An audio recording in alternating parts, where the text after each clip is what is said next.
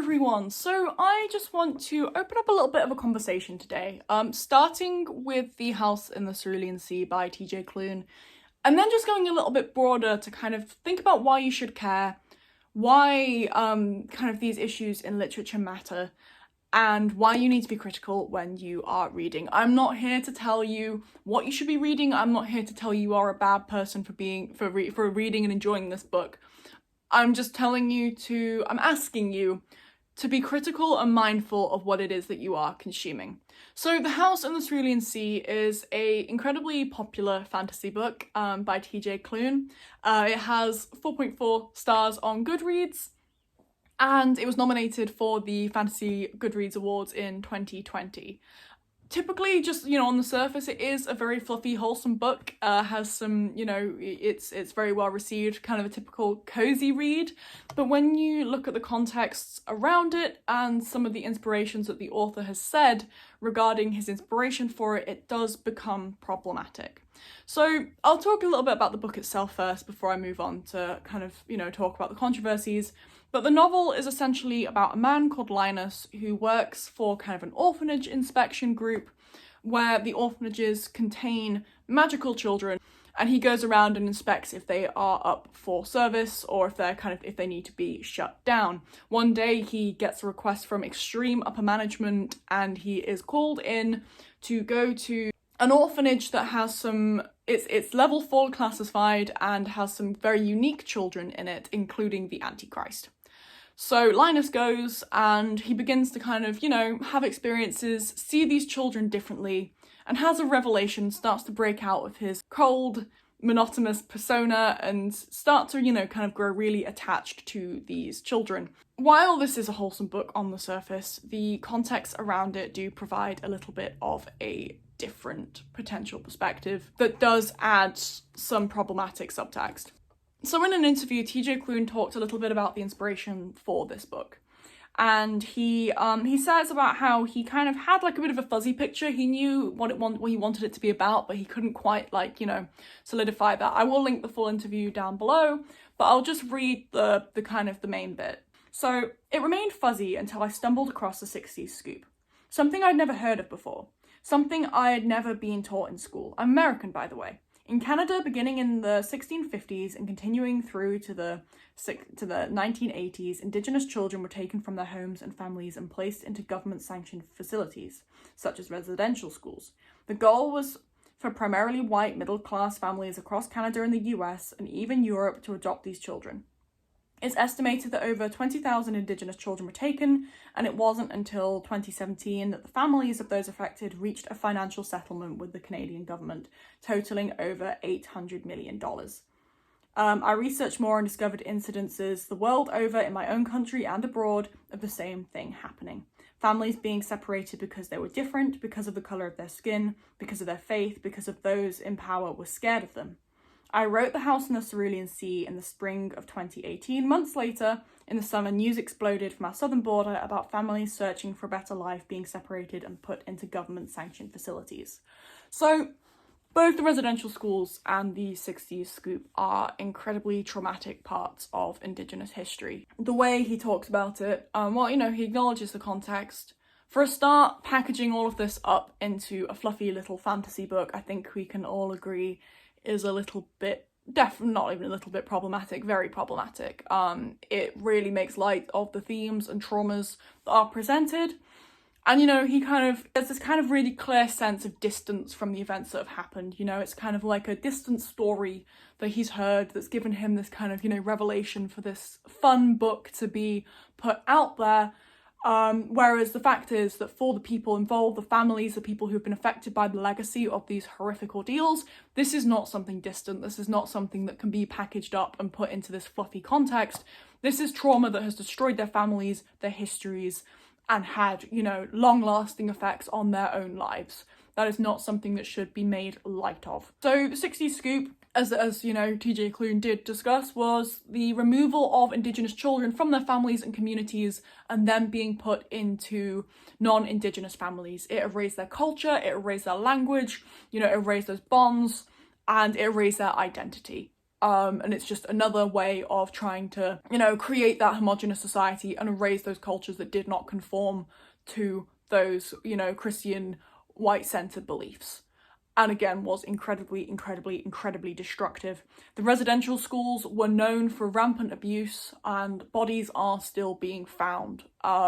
In 2021, in what was formerly British Columbia, the remains of 215 children were found.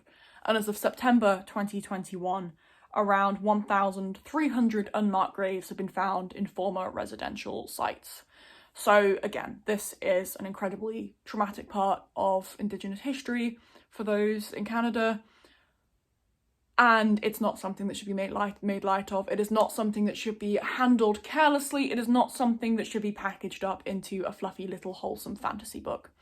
Fantasy is a great way to talk about issues, to talk about trauma, to talk about things that have happened in history when it's done with sensitivity, with research, and also, needless to say, that kind of portraying, kind of making that likeness between Indigenous children and the children in the book being kind of monsters. Although, yes, they're shown to not be scary, to not be harmful, it's still a very problematic comparison to be making. And while the novel isn't super explicit, obviously, about those comparisons, knowing that that is where he got his inspiration just adds that extra layer of subtext, of context, that makes it all problematic. The kind of people in charge of the orphanages were sometimes referred to as masters, and again, while this could be referring to master of the house, it just adds that extra little bit of ick. Linus has been part of this system, therefore he has been complicit in this abuse. He then gets to go realise the problems with the system. He then has to be the person to mediate with the angry mob in the town who is scared of these children, putting across a very big white saviour narrative. And then he gets to go back, solve things, and then go and live in the orphanage and be happy. I do believe that TJ Klune did apologise. I have not seen that apology. I could not find that apology, so I can't comment on that apology. However, most people who I've seen talking about it did not seem, they said that it was not very, not specific enough. It was quite, it wasn't sensitive enough given the weight of the situation. And the other important thing to remember with this too is that not only does the context behind this book make it problematic, he's making money from this, right? And this is where the idea of own voice authors kind of comes through, and this idea of who should be telling these stories. Because at the end of the day, TJ Klune is making money from this. He is making money from Indigenous trauma and these horrific events that did occur. And, he's still writing, he's still very popular. This book has a 4.44 star review on Goodreads, and it was nominated for the Best Fantasy 2020 Goodreads Awards. So it was very popular, it was very successful, and there are a lot of people who are aware of what goes on with this. There are a lot of people who are, kind of very mindful of what happens. There are a lot of people who still aren't, and it's not necessarily, if you don't hear about it, I hadn't heard about the 60s scoop or the residential schools until I saw somebody talking about this book. And that is why it's so important to talk about context, right? Because it's then you can make those informed decisions about if you want to be reading and supporting this novel. I will also say I've not read TJ Klune's other works. I can't say if this is a recurring pattern. I can't comment on him as a person because, authors do make mistakes, right? But as readers, as consumers, we have the power and the kind of ability to choose what we read and to choose which authors' voices we are lifting up and to choose which authors we are supporting, right?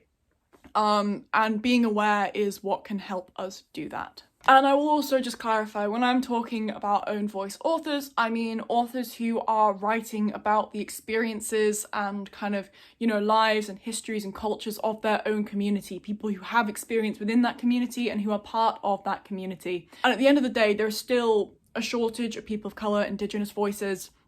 LGBT voices are getting more prominent, but there's still a shortage of those too in the publishing industry. And again, it comes down to, kind of being mindful of who we're consuming and who is telling those stories.